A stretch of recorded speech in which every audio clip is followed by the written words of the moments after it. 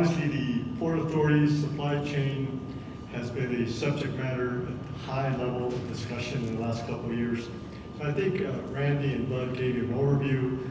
And I think from a port perspective, and one that I had when I was at the FMC as chairman, the ultimate question for all of us is we have realized, that is those of us in the industry knew, but those outside the industry didn't give it much thought, that the supply chain is not as resilient as we thought.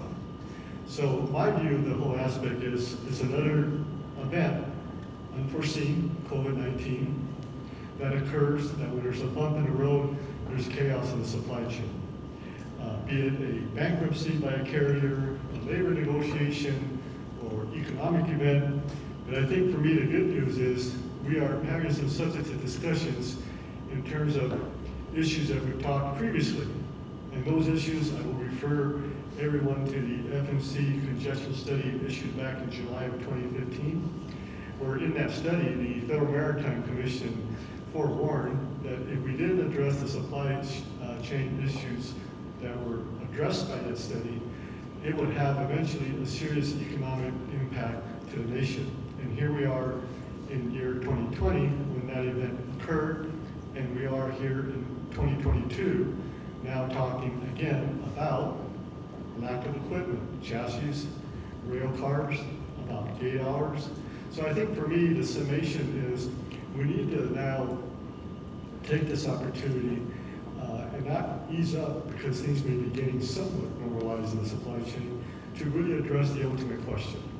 And that is, how do we change the operations to a 21st century mindset, both within the Port Authority and outside of Port Authority? And I think Bud touched on something that for me, I've been very firm, and I'm not going to step back from the 24/7 vision. I think ultimately, and again, we're not reinventing the wheel here. That's exactly what happens in Asia. So ultimately for us is how do we expand the gate hours of operation, particularly when there's an event. Now, the onus is not just on the port and terminals, as Bud referenced, it has to be throughout the supply chain. So I think one of the challenges for the Port Authorities, at least for Long Beach and the St. Peter Bay complex, is no matter what we try to do with cargo velocity, where does the container go? Warehouses were at full capacity. So I think this is another example of what we need to do to address issues that none of us are foreign to or new to. And hopefully we now start moving to a point where we talk about cargo velocity as opposed to cargo volatility. So that's my summation on the present crisis. Bethann. So, John, again, thank you for the opportunity to be here. Hard to follow these three fine gentlemen and everything that they've already said, but I want to build on Randy's analysis for the highway, and he referenced the plumbing of the economy. And I have actually been using, the analogy or the metaphor of an actual pipeline. And imagine the pipeline that is on the street outside your house that's 6 feet in diameter, and as it comes across your front lawn, it might only be 12 or 18 inches, and as it gets to your kitchen sink or your bathroom faucet, you're talking about an inch or less, right? So that's the same concept that we're dealing with in our global supply chain. Ports overseas are working 24/7, 365. Ships are operating 24/7, 365. U.S. ports on the wharf side are working 24/7, 360. A couple of holidays that we're not allowed to work. And then you get into the yard and the gate, and as you get out of the gate, the system and the pipeline gets smaller and smaller and smaller and smaller and smaller. So ultimately, the capacity of our ports is based on the end of the supply chain and the lowest common denominator. So if we're not able to feed the rest of the supply chain, who doesn't have the same capacity as our ports and our terminals and the ships have, then we all get constrained in our ability to have fluidity, and the capacity that the ports, the terminal operators, the ocean carriers have built into the network is artificially suppressed because of the lack of capacity that has been put into the parts of the supply chain downstream from the ports. So, you know, I think we're all well aware of, you know, the growth that U.S. ports have experienced. The major ports in the United States have experienced anywhere between 30 to 40% growth since the pandemic. Think about all those operations that are downstream from us: chassis, trucks, truck drivers, warehouse capacity, warehouse workers, distribution centers, fulfillment centers, and show me which of those entities have actually developed the capacity to handle an increase of 30 to 40% of the business. So, you know, as a result of this ecosystem is again artificially suppressed. And if we want to continue to handle the volume that the U.S. economy is requiring, you know, of us, there has to be not just the change in behavior that Mario and Bud, you know, talked about, but there has to be an investment, and there has to be equal investment in the rest of the supply chain so that our ports, our terminals, and our vessels can have the capacity, utilize the capacity and the fluidity that is necessary to get goods to consumers when and where they want them, you know, at the price that everybody's willing to pay for it. Thanks, Bethann. Just to put a finer point on what Mario and Bethann were talking about, at least on the East Coast, Mario, I don't know if this is true on the West Coast, but on the East Coast, vessel operations tend to occur 24 hours a day. Gate operations, getting the containers out the door, is not a 24-hour operation, right? That's the problem. Well, so it is a problem, and let me, you know, so if I go back in time to just before the pandemic, our conversations with the trucking community were, we need Saturday hours. Give us Saturday hours. You can't continue to operate, you know, in the same hours that you were operating in, you know, 2010 and 20,000 and 1990, right? So what did we do in response to the pandemic? We opened our Saturday gates, and what was the result? Crickets. Pretty much, crickets. 4%, total of 4% of our cargo has moved out on Saturdays in the last 20 months. Our terminal operators have spent more than $30 million a year to open their gates on a Saturday, and they're not being utilized. So, and the response from the trucking community to why are you not using these Saturday gates that you suggested that you wanted from us, there's no chassis, there's not enough truck drivers, the truck drivers have run out of their hours of service. So again, it comes back to we're at the spigot in our kitchen, you know, or bathroom sink that doesn't have enough capacity. You know, these pressures on the supply chain are obviously driven by volumes, container volumes in particular, loaded onto existing inefficiencies. Bud and Randy, I mean, where do you see container volumes today compared to where we were 2 years ago? The same question is going to be for Mario and Bethann. And where do you see them now that we're presumably we are in a high inflationary period and looking straight at the potential of recession if it's not already here? Where are we today in terms of volumes? Are we still at historically high volumes in terms of the carriage of goods? Yeah. So I said earlier the Trans-Pacific, actually every trade's demand is pretty projectable. And in the U.S., it's usually between 3, no more than 5%, kind of in a boom economy time. To give everybody a sense of the scale, that's why I use 12 lanes of traffic, is we're literally at 20% higher volumes than on a pre-pandemic basis, right? And that's not a very long period of time. And so that's the exceptional kind of demand-driven boom that we're experiencing. And earlier Bethann referred to 30-40%. That's not taking into account kind of the structural changes that have also happened.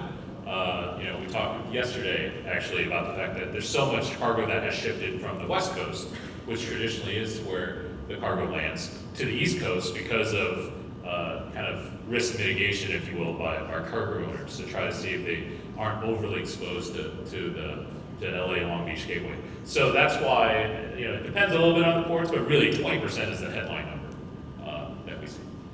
So I agree with Randy's top line assessment, and also that this is not an asymmetrical shift in the demand signals from our customers. And keep in mind, our networks are there to adapt to the needs of the customers, whether it's in the short term in a couple of months, or whether it's over a period of years that might have to adapt to some major modifications in supply chains over time.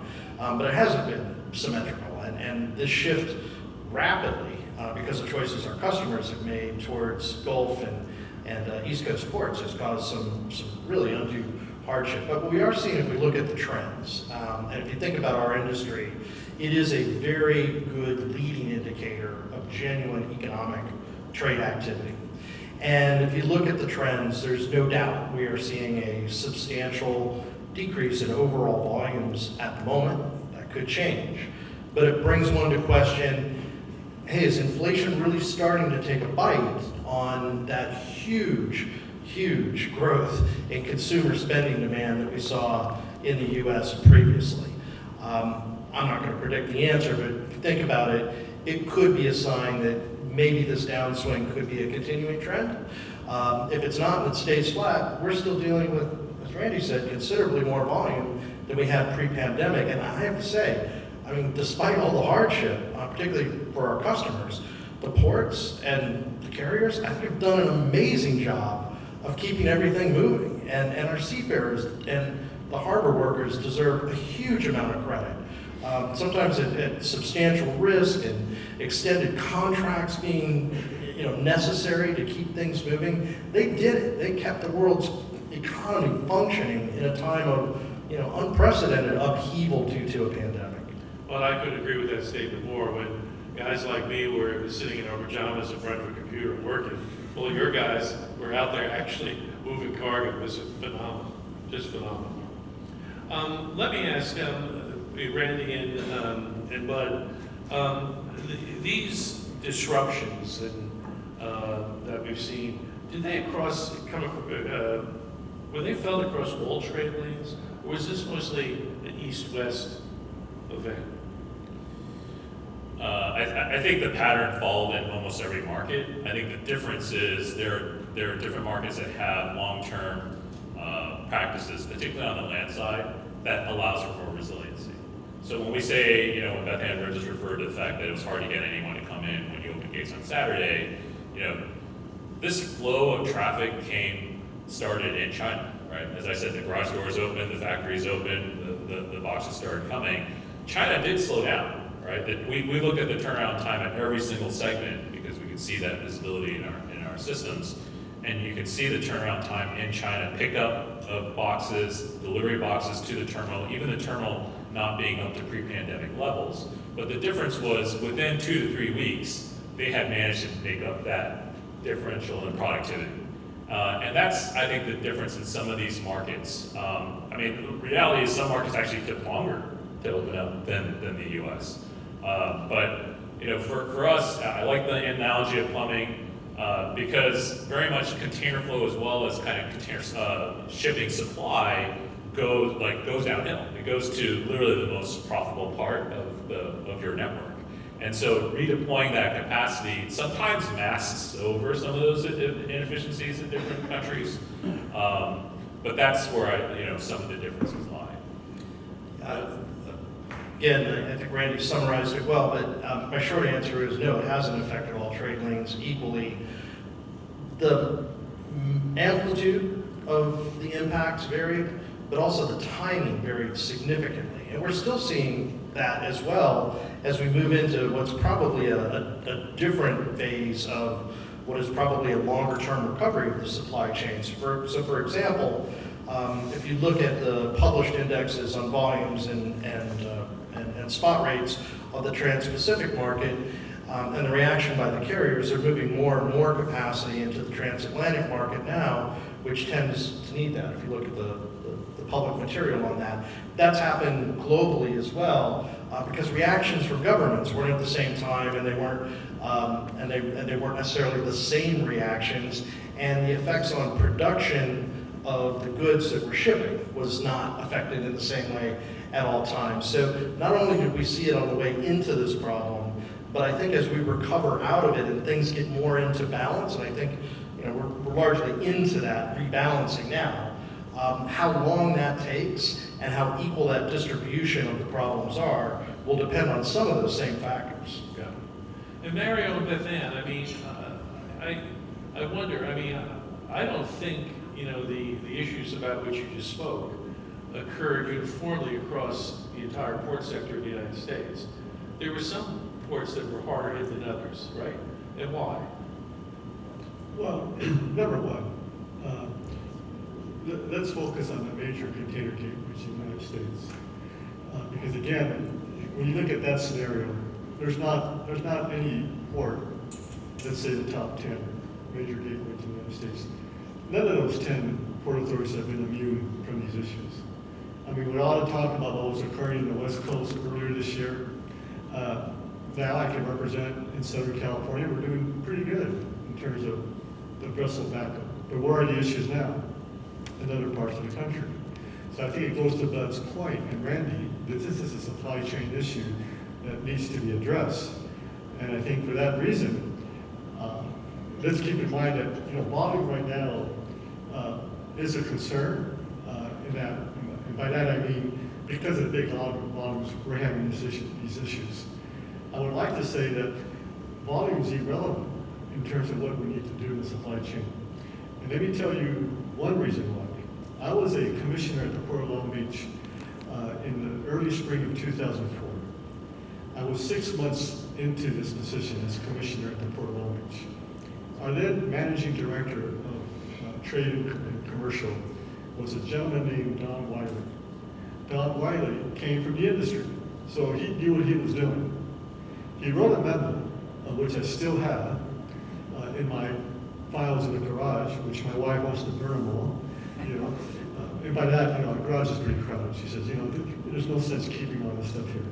Well, I think it's valuable because I found a memo issued by Don Wiley in February of 2004, forewarning the commission that because of the challenges we were having with delays, that we should start thinking about a 24/7 operation. February of 2004. How many containers did the Port of Long Beach move that year? 5.3 million. Here we are in 2022, and we're still talking about 24/7 and the challenges, those who debate that. But the point being is, in Southern California, between Long Beach and Los Angeles, last year we moved 20 million TEUs. You cannot operate the way you did in 2004 with that volume. So whether it's 5.3 million TEUs, or at least for Long Beach that year, or 20 for the San Pedro Bay complex in 2021, that number is not simply going to get any less as we go forward. And the last thing I'll say on this, in the spring of 2019, 2020, when COVID came, and we had a virtual conference at the TPM, if I recall the year, Jeremy Nixon, the CEO of the LNE, was asked, Mr. Nixon, what do you think about the West Coast and the delays that are occurring here? And he said one factor was, I pick up my cargo from a part of the world where they're 24/7. I come here, and I have to wait for you guys to open up your gates and hours, so to speak. Now, he said that with regard to the supply chain, because we are 24/7 when it comes to the carriers and terminals. Any terminal that doesn't do that is not going to have a carrier call it your terminal. The problem is what happens when that container is unloaded and gets to the terminal, everything stops. I'm talking about the cargo in motion. Beth? Yeah, so, just to add a little bit more to that, I think the ports and terminals around the United States are similar, to the ocean carriers where, the pandemic hasn't affected everybody the same way, and the pandemic-related demand hasn't affected everyone the same way. As Mario said, among the top 10 ports in the United States, which are probably handling 85 to 90% of all of the container volume, we have all been impacted by it in one way or another, but it's very dynamic and very fluid as to which port at which time during the pandemic, and then within the ports, particularly gateways like New York, New Jersey, and Los Angeles and Long Beach that have multiple terminals, It is even dependent upon what terminal within a gateway at a particular time, because their customer base is different, the lines and services that they're working with are different. There's been new services that have entered the market in New York. We're now handling 4 new services. 4 new ocean carriers that we were not handling prior to the beginning of the pandemic. These are new entrants to the market on the U.S. East Coast, and that there was demand and there was, a need to accommodate those. The existing carriers that we've had and had long relations with have added services and added additional strings and added additional vessels to those strings in order, to meet the demand. So, again, I think it was Bud who said, the amplitude and the timing of the effect on the ports and terminals, has been very different throughout the last 30 months, but nobody has been immune to it. So, in the, excuse me, I'd like to just spend a couple minutes on, the commercial workarounds and congestion clearing strategies that you've all had over the last couple of years and what you've implemented or thought about. And I'd like to start with you, and I think you and Mario share this because there's been a lot of talk about the removal and evacuation of empties back to places of origin. And you both talked about in your respective ports something called a container imbalance fee or removal fee or whatever it is. You've talked about it. I don't think you've implemented it. Either port has implemented it. What is that about? So, again, we can't continue to do business the way we were doing in 2000, 2004, 2015, 2019. So at least in the Port of New York and New Jersey, as soon as, COVID was named as something that we needed to be concerned about, and remember, New York and New Jersey was the epicenter, we stood up our Council on Port Performance, which we have had in place now for at least 7 years. And we had just decided going into 2020 that we were going to scale back to a quarterly meeting. And as soon as the pandemic was, named as something significant, we went to a weekly meeting. And the purposes, of the Council on Port Performance was really to identify all of these issues that were going to impact our resiliency and how do we try to get, ahead of them. So all throughout this 30-month period, there have been any number of changes in business practices that we have put in place, our terminal operators have put in place, that we have encouraged the trucking communities, the chassis providers, the warehouses, and whatnot. And I think because of that, we were, doing pretty well in terms of handling that, excess demand on the Port of New York and New Jersey until Mario decided to send me all of his cargo that shifted from the West Coast. But, when we estimate, all kidding aside, we estimate that 70% of our volume growth this year is West Coast cargo that shifted. So, again, that artificial growth in the Port of New York and New Jersey, is compromising the capacity of the network. So what we are most recently struggling with is that we are out of space with regards to any more empty containers coming into the Port of New York and New Jersey. And as a result of that, we have truckers, 4,000 to 5,000 containers a day that do not have a place to be returned to in the Port of New York and New Jersey because we are clear out of room. And we're out of room because we're predominantly the first port of call. And being the first port of call in the United States, naturally the ocean carriers, need to, cut and run, get down the coast to the next, port, get their imports off. And those ports in the South Atlantic are much more heavy export ports than we are in New York and New Jersey. So about 6 weeks ago, we had over 200,000 empty containers sitting around our marine terminals and depots. Together with our terminal operators, we had created 60 additional acres of space for empty containers, and there is just no place else to go. So we had been talking to the ocean carriers about developing strategies to evacuate them from New York and New Jersey. We started those conversations in January. Some made very good progress, others not so good progress. So on August 1, we announced the implementation of a container imbalance fee, where we were going to require the ocean carriers to export 10% more than what they import. And if they failed to do that, there would be a fee on each of those containers. We heard very loud and very clear from the ocean carrier community, particularly in our port, that that was just not going to be workable for some of the carriers, including MSC and Wanhai. That we were focused on the carriers that had tens and tens of thousands of empty containers sitting around the region, not my colleagues, here on the panel, and we were not focused on the guys that were cooperating and remaining balanced. So our fee is in place, and it went into effect on September 1, but we had committed to the ocean carrier community based on feedback that we would take another look at that structure and how we could modify that structure so that we did not impact each of the ocean carriers in the same way. And what we didn't want to do, and Wanhai was one of them who said, Beth, if you're going to hold us to this, we're going to have to move empty containers into New York, New Jersey, from Philadelphia, or Norfolk, and that's the last thing we want is somebody else's empty container. So I'm going to our board of directors tomorrow, board of commissioners tomorrow, with a revised structure. We've socialized that revised structure with a number of the ocean carriers, and the fee is still in place. How we calculate it is revising slightly. Nicholas, I could spend 3 hours with these guys. To me, this is fascinating.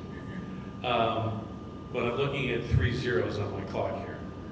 I hate to do this, but this is, I guess, our time to break. I hate to say that, but we haven't said Well, if that's the case, Nicholas, let me just think. We're not 24/7 here. I mean, is the conversation in motion? Yeah, we We're gotta back start in our now. hotel rooms and talk about this stuff all over again.